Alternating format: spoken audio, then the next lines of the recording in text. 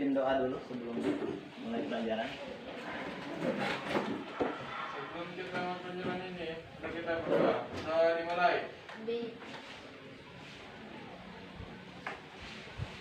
Doa. Iya. Pertama Pak Guru absen dulu ya.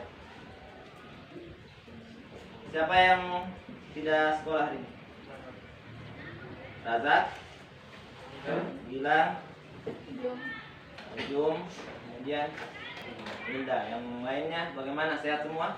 Alhamdulillah ya. Jadi pada hari ini kita akan melanjutkan materi pelajaran kita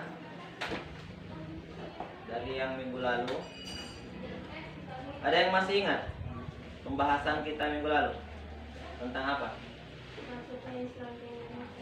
Ya, bagus. Jadi minggu lalu itu kita mempelajari tentang masuknya Islam di Indonesia. Ada yang masih ingat teori-teori masuknya Islam di Indonesia? Siapa? Teori Arab. Ya, teori Arab. Terus India, Persia dan Cina. Cina. Bagus. Ya. Oke, ya. Jadi tentang masuknya Islam di Indonesia ada beberapa teori yang disampaikan. Yang pertama teori Arab, dari Persia, Cina, dan India. Ya, jadi keempat teori ini adalah teori yang cukup terkenal dan sampai sekarang ini digunakan. Baik, selanjutnya kita bisa sini Pak Guru akan menayangkan video atau pembelajaran. Tapi sebelumnya kita perhatikan dulu untuk kompetensi dasarnya atau KD daripada pembelajaran kita hari ini. Jadi ini kompetensi dasar.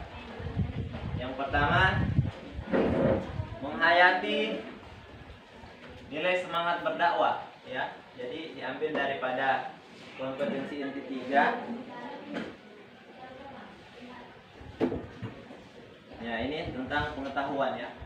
Jadi memahami, menerapkan, menganalisis dan mengevaluasi pengetahuan faktual, konseptual, prosedural berdasarkan rasa ingin tahunya, teknologi, seni, budaya, humaniora dan wawasan kemanusiaan dan seterusnya.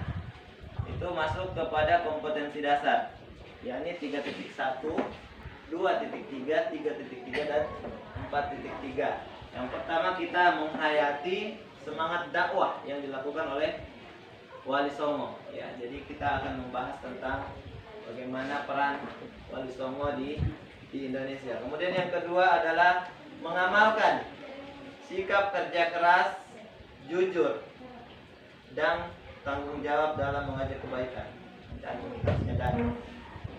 menganalisis biografi Wali Songo dan perannya dalam mengembangkan Islam di Indonesia. Jadi ada keterkaitan antara proses masuknya Islam di Indonesia dengan dakwah yang dilakukan oleh para Wali Songo di Indonesia. Itu yang akan kita pelajari. Kemudian selanjutnya di kompetensi dasar 3, 4 menyajikan analisis strategi dakwah yang dilakukan atau dikembangkan oleh Wali Songo dan implementasinya pada konteks kekinian. Jadi itu tentang kompetensi dasar yang harus kita capai dalam pembelajaran kita pada hari ini. Nah, adapun tujuan daripada pembelajaran, yang pertama apa? Bisa dibaca? Coba. Kasih keras. Yang pertama, peserta didik mengidentifikasi nama tokoh Wali Songo dan biografinya, ya. Jadi kita bisa mengetahui bahwa ada beberapa nama dari Wali Songo tersebut dan biografinya seperti apa. Yang kedua, kasih keras.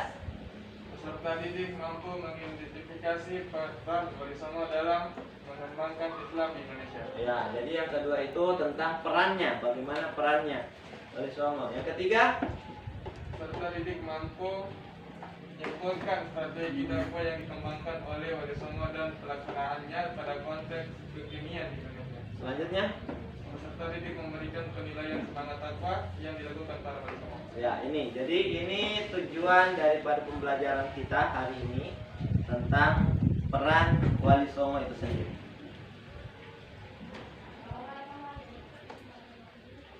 Jadi pada materi ini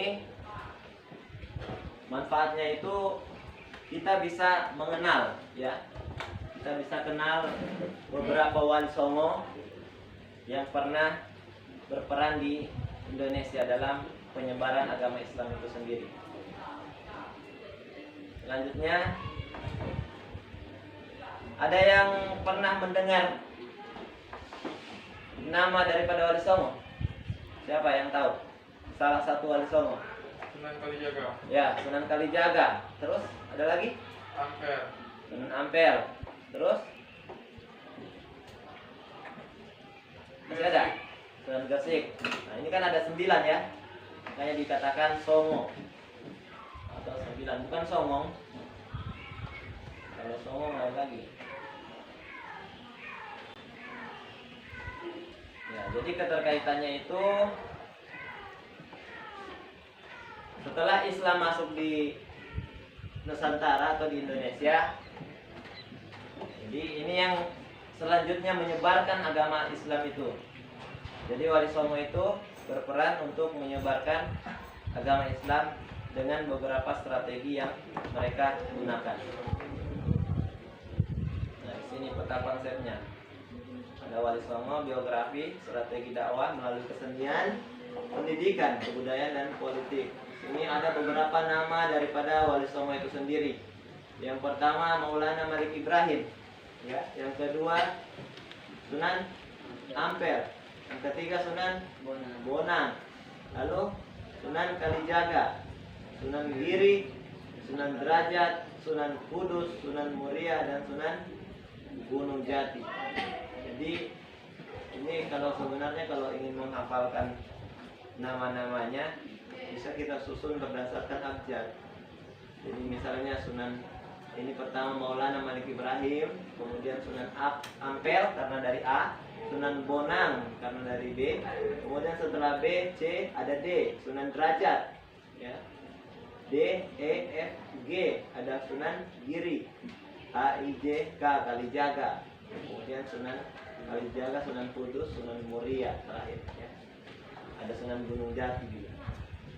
Jadi kita bisa urutkan dan berdasarkan abjad. Tapi kalau sudah dikuasai juga namanya, kemudian biografinya seperti apa, itu justru lebih bagus lagi. Ini tentang jadi ini bab 2 ya, kelanjutan dari materi kemarin. Selanjutnya kita akan menyaksikan dulu video atau tayangan tentang materi wali songo, kurang lebih 12 menit.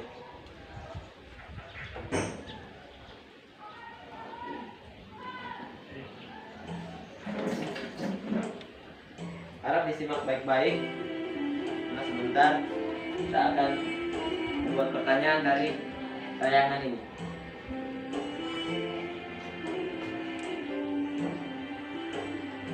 Hai, assalamualaikum warahmatullahi wabarakatuh. Waalaikumsalam. Apa kabarnya sobat historian?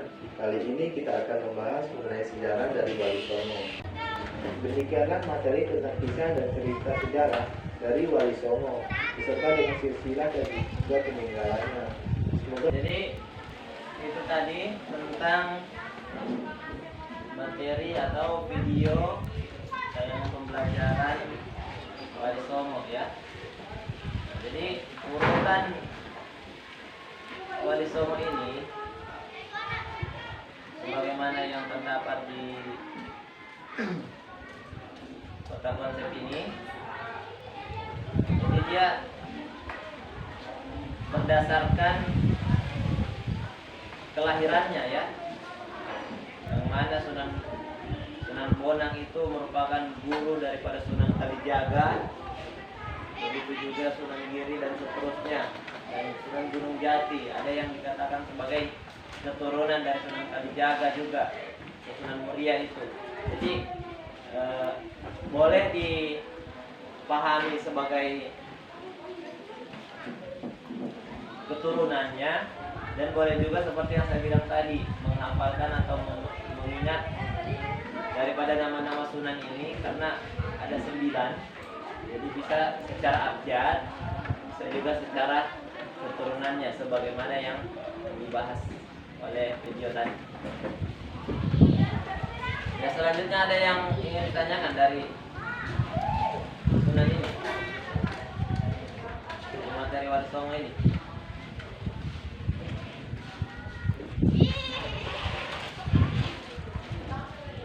Tidak ada. Terus coba perhatikan gambar ini. Sudah.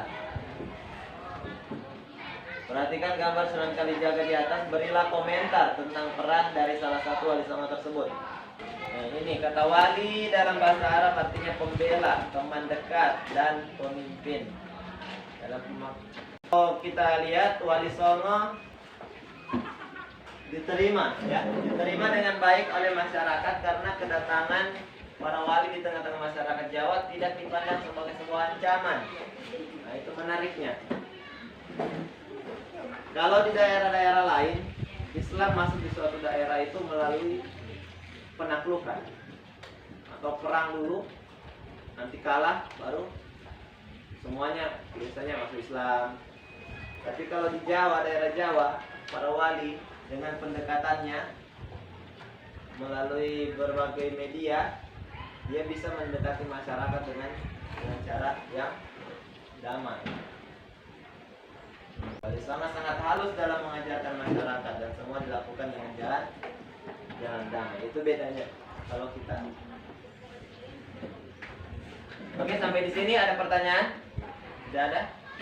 Yang ada cuma ngantuk? Ya.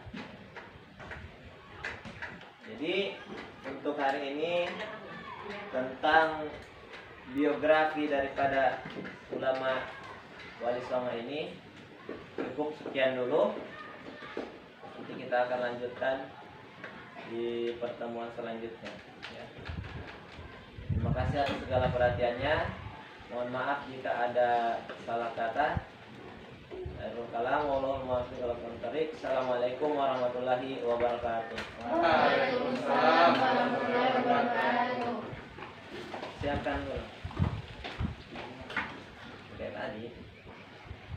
Saidu Assalamualaikum warahmatullahi wabarakatuh. Waalaikumsalam warahmatullahi wabarakatuh.